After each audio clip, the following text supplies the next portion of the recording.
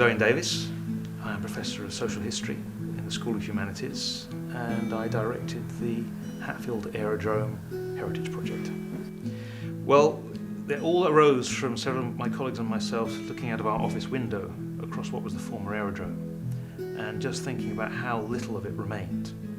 And there wasn't much to commemorate the great things that took place here.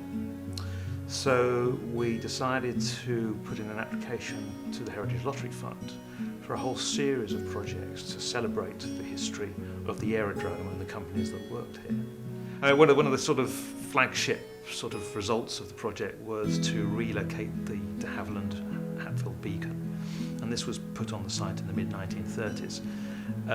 Rather extraordinary, striking glass structure, rather like a greenhouse, and we had that restored and repaired. It was sitting over at North Weald Airfield Museum, and we bought it off them, and we've had it repaired.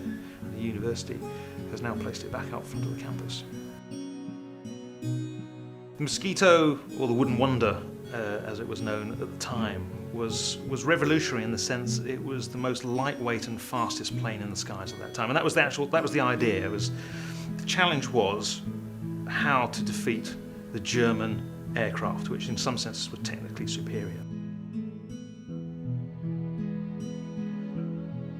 It was the fastest aircraft from 1941 until 1944.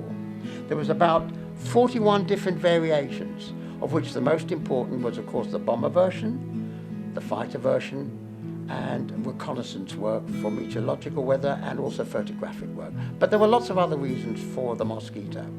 How many Mosquitoes were built? About 7,781. And there was about 41 different variations, minor variations, but it could play general purpose functions. It was unique that it didn't need any defense because its defense system was speed, streamlined, outperformed most of the aircraft in the world at that time.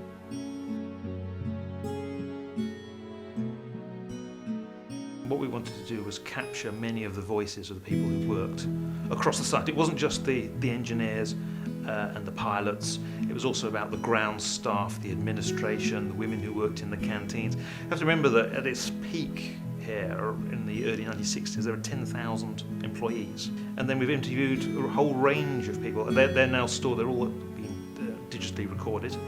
And so that fed into the creation of a project booklet, which was recording some of those memories and also telling some of the story and the people and the organisations and groups who have helped preserve and conserve some of the heritage of the de Havilland Company and the subsequent companies.